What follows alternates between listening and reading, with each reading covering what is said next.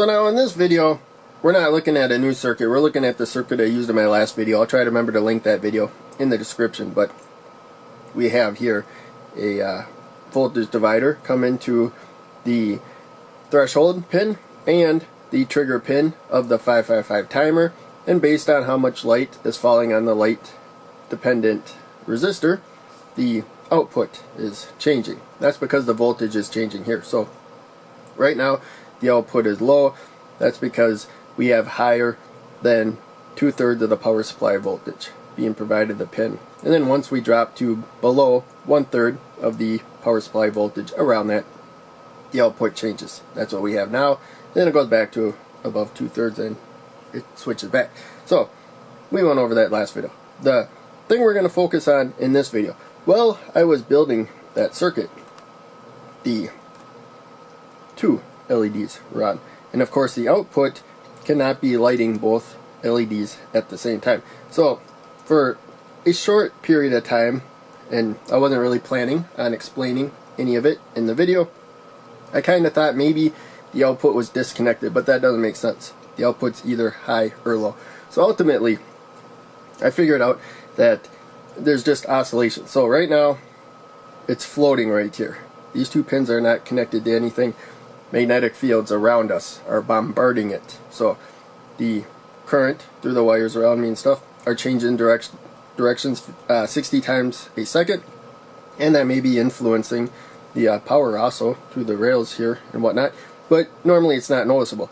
But these are floating and they're very sensitive, and so that's obviously what is probably getting picked up. So first off, we can test it. So if it was just that the output was cut off, removing this jumper, and I hope not to short anything out since I'm using a metal probe there, but removing the jumper does that. You can see the red LED is a lot more dim, and I mentioned before I had a 1 kilo ohm resistor, it's still here, protecting the blue LED when the output is low, and then a 220 ohm resistor protecting the red LED when the output is high.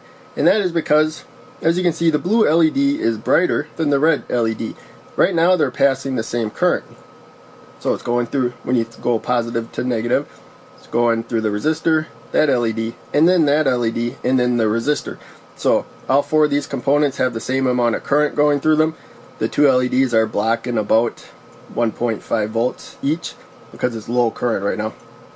And then the rest of the about 2 volts, we have a 1 kilo ohm resistor and a 220 ohm resistor for 1,220 ohms of resistance, setting the current after all that. So again, that's stuff you can measure and test out later. But in any case, you can see the red LED is dimmer, and when I reconnect the power to, or the output to the LEDs, now both of them got brighter, because as I said, now the blue LED, its current's only limited from this resistor, and then whatever losses you have from the 555 timer as it switches back and forth. And then the red LED, same thing, its current's only limited by this resistor, and it's just naturally not as bright, even though it has more current going through it than that resistor or that LED.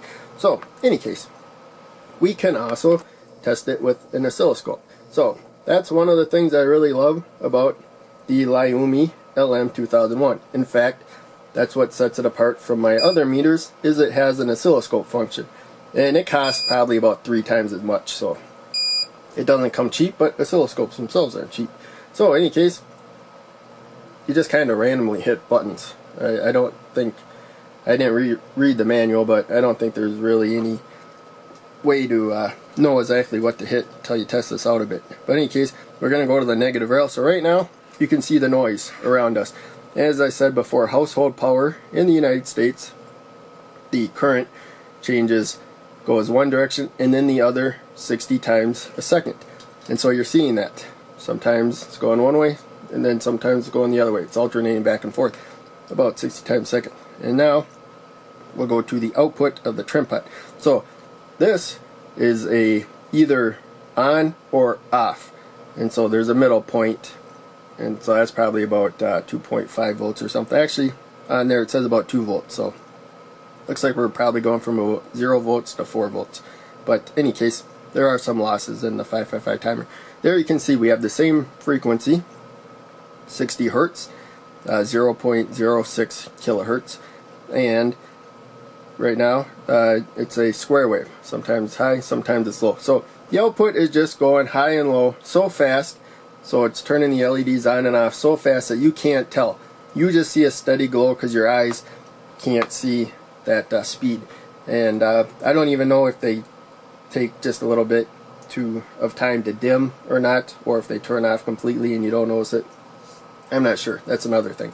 But in any case, that is just one of the properties of this circuit that should make it more fun to study it.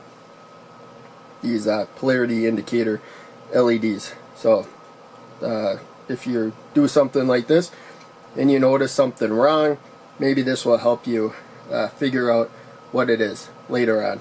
And that's part of learning electronics.